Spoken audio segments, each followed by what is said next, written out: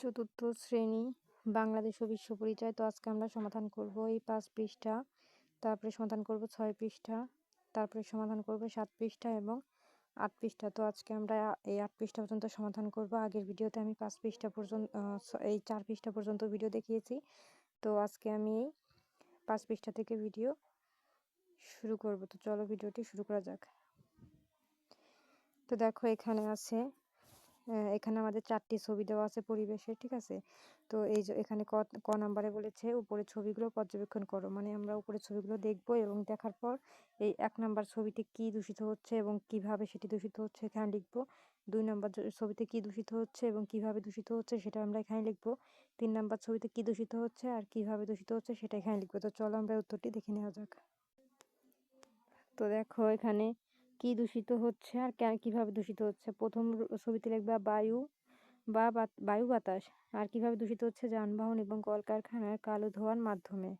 তারপরে তোমরা এই যে দ্বিতীয় ঘরে লিখবা শব্দ, গাড়ির তীব্র হর্ন এবং লাউড স্পিকারের উচ্চস্বরের মাধ্যমে। 3 নম্বর ঘরে লিখবা মাটি, কিভাবে দূষিত হচ্ছে যন্ত্র, প্লাস্টিক, পলিথিন এবং ব্যাটারির মতো বজ্র ফেলার মাধ্যমে। 4 নম্বরে লিখবা পানি, আর কিভাবে দূষিত হচ্ছে কলকারখানার বিষাক্ত রাসায়নিক ও বজ্র সরাসরি জলাশয়ে ফেলার মাধ্যমে। তো এই ছিল কিন্তু আমাদের সমাধান। তো দেখো আমরা কিন্তু এই 5 পৃষ্ঠা কমপ্লিট করেছি, ঠিক আছে। তো 5 পৃষ্ঠার পরে এখন আমরা 6 পৃষ্ঠা সমাধান করব। দেখো এখানে কি লেখা আছে, আমার দেখা আশেপাশের পরিবেশের কি কি উপাদান দূষিত হচ্ছে, মানে তোমার দেখা আশেপাশে কি কি পরিবেশের উপাদান দূষিত হচ্ছে তা এর মধ্যে লিখবা, যে যেসব উপাদান, মানে তার নাম লিখবা, যে সেসব উপাদান দূষিত হচ্ছে আর কেন দূষিত হচ্ছে সেই সব এর মধ্যে লিখবা। তো চলো আমরা উত্তরটি দেখে নিই। তো দেখো যেসব উপাদান দূষিত হচ্ছে, কেন দূষিত হচ্ছে। তো প্রথম ঘরে লিখবা হচ্ছে পানি দূষিত হচ্ছে, আর কেন দূষিত হচ্ছে কলকারখানার বজ্র, প্লাস্টিক ও ময়লা আবর্জনা পানিতে ফেলার মাধ্যমে। দ্বিতীয় ঘরে লিখবা বায়ু, কেন দূষিত হচ্ছে গাড়ির কালো ধোঁয়া এবং ইটের ভাটার ধোঁয়ার কারণে। 3 নাম্বার ঘরে লিখবা মাটি, কেন দূষিত হচ্ছে অতিরিক্ত রাসায়নিক সার ও কীটনাশক ব্যবহারের ফলে। 4 নাম্বারে লিখবা শব্দ, কেন দূষিত হচ্ছে বিনা প্রয়োজনে গাড়ির হর্ন বা উচ্চস্বরে মাইক বাজানোর কারণে। তো এই ছিল কিন্তু সমাধান। তো দেখো আমাদের কিন্তু এই খ নাম্বারও কমপ্লিট, ঠিক আছে। তো খ নাম্বার পরে দেখো গ নাম্বার এখানে কি বলেছে, নিচের ছবিগুলো পর্যবেক্ষণ করে পরিবেশের সংরক্ষণে আমি কি কি করব তা পাশের ছকে লিখি, মানে পাশে খালি জায়গায় লিখি, মানে এখানে কি হচ্ছে, হ্যাঁ এইগুলো হওয়ার পর আমার করণীয় কি কাজ আছে তা আমরা এর মধ্যে লিখব। তারপরে এইখানে কি ছবি দেখা যাচ্ছে, হ্যাঁ এই যে, এবং আমার করণীয় কি এটা দেখার পর আমরা এর মধ্যে লিখব, ঠিক আছে। তো চলো আমরা উত্তরটি দেখি। তারপর এখানে কি হচ্ছে সেটা দেখার পর আমার করণীয় কি কাজ আছে সেটা এর মধ্যে লিখবো, আর এখানে কি হচ্ছে সেটার করণীয় কাজ আমরা এর মধ্যে লিখবো, আমার করণীয়, ঠিক আছে। তো চলো আমরা উত্তরটি দেখে নিই। এই যে দেখো উত্তর, প্রথম ছবি, মানে আমরা উপরে যে আমাদের ঘর ছিল 4টি, তো প্রথম ঘরে মানে প্রথম ছবি জলাশয়ের ময়লা আবর্জনা। তো আমার করণীয়, আমি কখনোই পুকুর বা নদীতে ময়লা ফেলবো না, সবাই নির্দিষ্ট স্থানে বা ডাস্টবিনে ময়লা ফেলতে উৎসাহিত করব। তারপর দেখো এখানে দ্বিতীয় ঘর, তো দ্বিতীয় ছবিতে আছে গাছ কাটা হচ্ছে। তো এখানে আমার করণীয় কি, অকারণে গাছ কাটা বন্ধ করতে বলবো। আমি পরিবেশের ভারসাম্য রক্ষায় আমি নিজে গাছ লাগাবো এবং অন্যদেরও গাছ লাগাতে বলবো। তারপর দেখো তৃতীয় ঘরে কি লেখা আছে, তো দেখো এখানে তৃতীয় ঘরে লেখা আছে পার্ক বা পিকনিকের আবর্জনা। তো আমার করণীয় হচ্ছে বেড়াতে গিয়ে চিপসের প্যাকেট বা পানির বোতল যেখানে সেখানে ফেলবো না, জায়গাটি পরিষ্কার রাখতে সাহায্য করব। এখন দেখো আমাদের চতুর্থ ঘরে কি লেখা আছে, মানে চতুর্থ ছবিতে লেখা আছে, এই দেখো চতুর্থ ছবিতে আমাদের দেওয়া আছে শিকার করা হচ্ছে, মানে পাখি শিকার করা হচ্ছে। এতে আমার করণীয় কি, বন্য প্রাণী ও পাখি শিকার করতে নিষেধ করব, প্রাকৃতিক সৌন্দর্য রক্ষায় পাখিদের প্রতি দয়ালু হতে হবে। তো এই ছিল কিন্তু আমাদের সমাধান।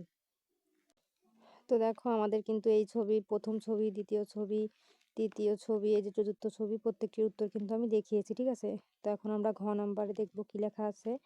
বিদ্যালয়ের পরিবেশ সংরক্ষণে সারা বছরের জন্য একটি পরিকল্পনা তৈরি করি। মানে সংরক্ষণের ক্ষেত্রে কখন করব, যারা কাজটি করব তাদের তালিকা এখানে, যারা যারা সহায়তা করবে তাদের নামগুলো এখানে।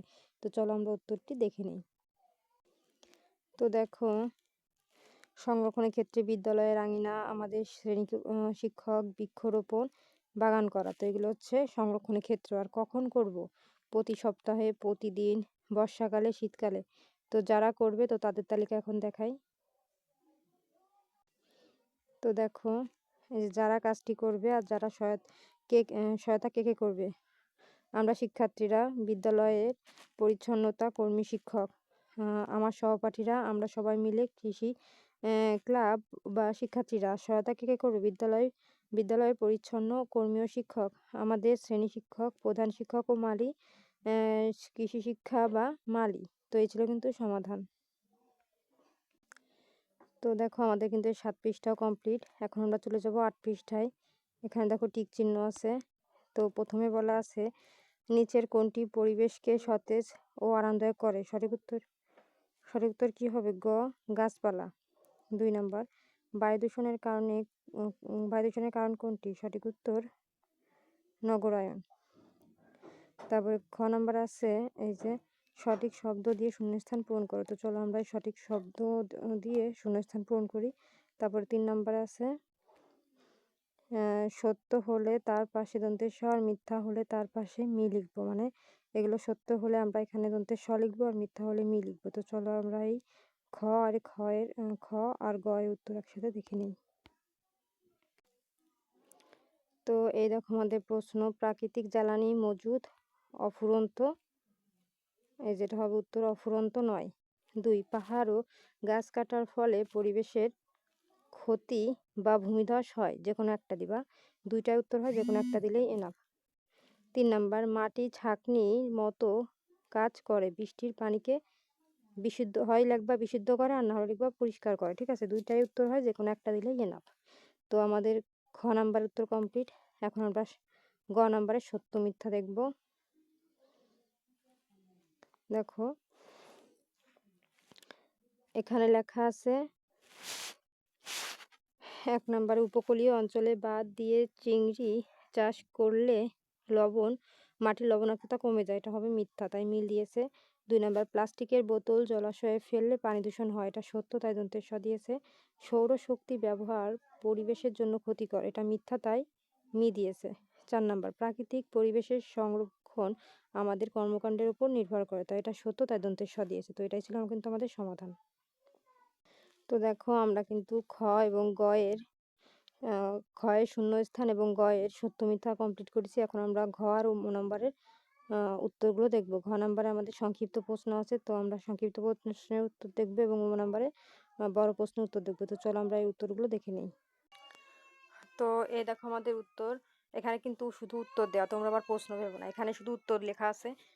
উদ্ভিদ সূর্যের আলোয় খাদ্য তৈরি করে এবং আমরা আলো ও তাপ পাই। 2 নাম্বারের উত্তর হবে মাটি দূষণ, অতিরিক্ত কীটনাশক ব্যবহার, প্লাস্টিক ফেলা এবং শিল্পবর্জ্য। 3 নাম্বারের উত্তর হবে বন ধ্বংস, ঘরবাড়ি নির্মাণ, আসবাবপত্রের জন্য কাঠ সংগ্রহ এবং বন উজাড় করে চাষাবাদ। 4 নাম্বার উত্তর হবে প্রাণী সম্পদ, কৃষিসেচ, মাছ চাষ এবং পণ্য পরিবহনের পানির গুরুত্বপূর্ণ ভূমিকা রাখে। তো এই ছিল কিন্তু সমাধান সংক্ষিপ্তর। তো এখন হচ্ছে আমরা এই বর্ণনামূলক প্রশ্ন দেখব নিচের। তো দেখো, এখানে লেখা আছে প্রাকৃতিক ও সামাজিক পরিবেশ কিভাবে একে অপরের উপর নির্ভরশীল। তো এই যে এখান থেকে উত্তর শুরু। প্রাকৃতিক ও সামাজিক পরিবেশ একে অন্যের সাথে গভীরভাবে জড়িত এবং একটির অন্যটির উপর নির্ভরশীল। নিচের কারণগুলো দেওয়া হলো। এই যে দেখো কারণ, মানুষ প্রাকৃতিক পরিবেশের উপাদান যেমন মাটি, পানি, বায়ু এবং গাছপালার উপর নির্ভর করে বেঁচে থাকে। প্রাকৃতিক পরিবেশ থেকে প্রাপ্ত উপাদানগুলো ব্যবহার করেই মানুষ ঘরবাড়ি, রাস্তাঘাট, বিভিন্ন সামাজিক প্রতিষ্ঠান গড়ে তোলে। তো এই ছিল কিন্তু সমাধান। এখন দেখো 2 নাম্বার প্রশ্ন, প্রাকৃতিক পরিবেশ সংরক্ষণে তোমার কি কি ভূমিকা পালন করবে তা লিখো। তো উত্তর, প্রাকৃতিক পরিবেশের সংরক্ষণে আমি এবং আমার বন্ধুরা মিলে নিম্নলিখিত ভূমিকা পালন করতে পারি। তো এই যে এইগুলো পালন করবা। গাছ লাগানো, আমরা বাড়ির চারপাশে এবং বিদ্যালয়ের ফাঁকা জায়গায় বেশি করে গাছ লাগাবো এবং সেগুলোর যত্ন নেব। বজ্র ব্যবস্থাপনা, প্লাস্টিক, পলিথিন বা কোনো ময়লা আবর্জনা যেখানে সেখানে বা জলাশয়ে না ফেলে নির্দিষ্ট ডাস্টবিনে ফেলবো। সম্পদের অপচয় রোধ, অপ্রয়োজনে পানি, বিদ্যুৎ বা প্রকৃতির গ্যাসের অপচয় বন্ধ করব। তো এই ছিল কিন্তু আমাদের সমাধান। তো দেখো আমাদের নম্বরের বর্ণনামূলক প্রশ্নও কিন্তু কমপ্লিট।